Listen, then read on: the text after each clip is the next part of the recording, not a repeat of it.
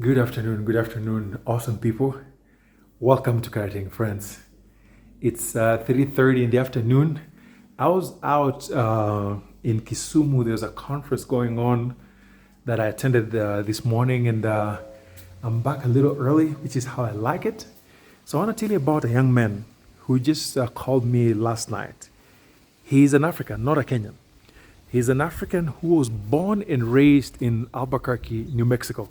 And that's a state in the United States, for those who don't know where that is. That young man has just lost his US citizenship. They took away his US passport, and he is no longer considered a United States citizen. And remember, he was born and raised in Albuquerque. He knows nothing about Africa, has never been to Africa. This is the first time he's finding himself in Africa. Has zero cultural connections beside his skin color and his origin. I will not mention the country from which he comes, but he's in Africa for the first time, and they took away his citizenship. I've talked about this issue before, but I want to spend about 10 minutes explaining to you why this can potentially happen. It is a very rare occurrence for them to take away citizenship for people who are born in the US, much less those of us who gain citizenship. It's very rare, but it can happen. So give me 10 minutes, let me explain to you. Don't panic yet. Some people hear a lot of stuff in the news and you start thinking you are in danger. You are not likely in danger. So this is an unusual case, but it can happen. So I'm going to explain to you what went on, and hopefully we can all learn from this experience. But before we do all of that, folks, if you're running into my channel for the first time, I'm Wonodede.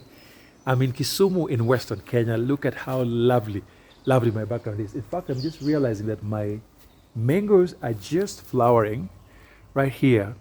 And unfortunately, it turns out that unlike in the past, we have to sort of treat these flowers before it goes too far, because apparently there are some bugs that destroy fruits if they are not treated. So we're just finding better ways to deal with that. And so I'm just enjoying the afternoon in this beautiful place we call home, this beautiful place where we want to spend the rest of our time. This is the house that my wife and I built. It is where we hope to spend the rest of our lives. And so, as a returning Kenyan American, I do everything within my means to help folks come back. This is our staff quarters. I've actually converted it into a gym. That's what I'm using for workout for now. I'll show you what it looks like. And so if you're interested in coming back to Africa, it doesn't matter whether you were born and raised in Africa or you've never been to the continent. You want to come home, reach out. My number is here. I help folks with construction projects, finding land, finding other kinds of properties. Reach out, and I'm happy to connect you with people who obviously know way more than I do. So anyway, folks, this is Kisumu Karatek, man. I'm telling you, we don't have everything we want, but it's okay. It's okay. I have never been happier in my life. Just coming back and just look at the weather. The sun hitting me, and it's not even hot. The sun is just hitting right. It's not too hot, not too cold, and we live very close to nature. And friends, if you're looking for true happiness, for some of us, this is it. You don't have to have a lot of money, but for us, this is all we ever ask for. So anyway, friends, let me tell you about this young man who just lost his US passport, just lost his US citizen, when in fact he was born and raised in the US. Now, for folks who have never lived in the US, just so you know, there was a constitutional amendment many years ago that was designed specifically to allow people that look like me and you to become citizens. Enslaved Africans in the US at the time were not allowed to become citizens. And so they did an amendment to allow that to happen. Now, everybody else that has been to the US since then has benefited from that amendment.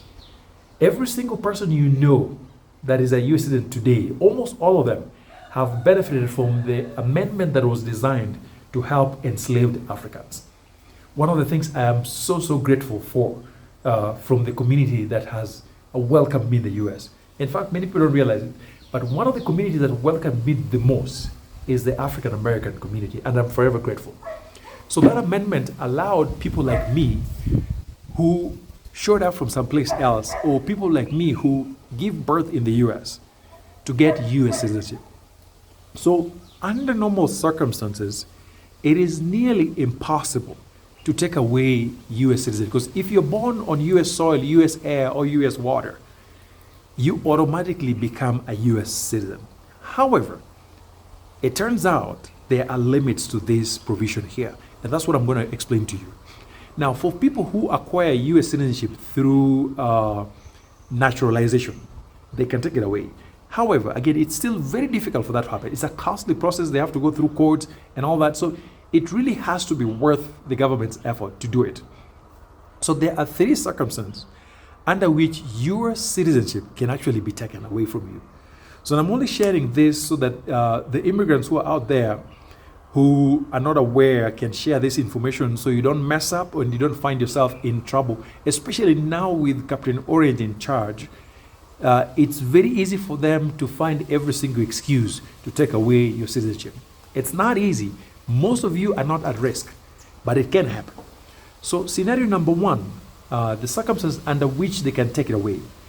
If you are a naturalized citizen and they realize that at some point you submitted false information to obtain citizenship, you could be in trouble. For the most part, nobody cares because nobody checks the information you send in. However, when you're filling in your forms, there's a lot of things they ask you. And most of us just check, no, even when some things are not true.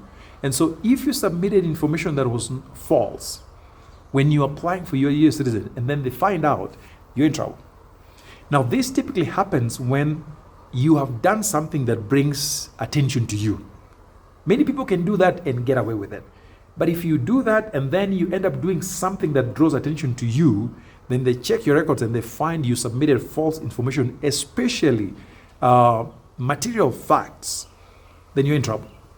And just so you know, I'm not an immigration attorney, so take my words for what it's worth. But that's my neighbor. My neighbor threatening to straighten her daughter across the fence.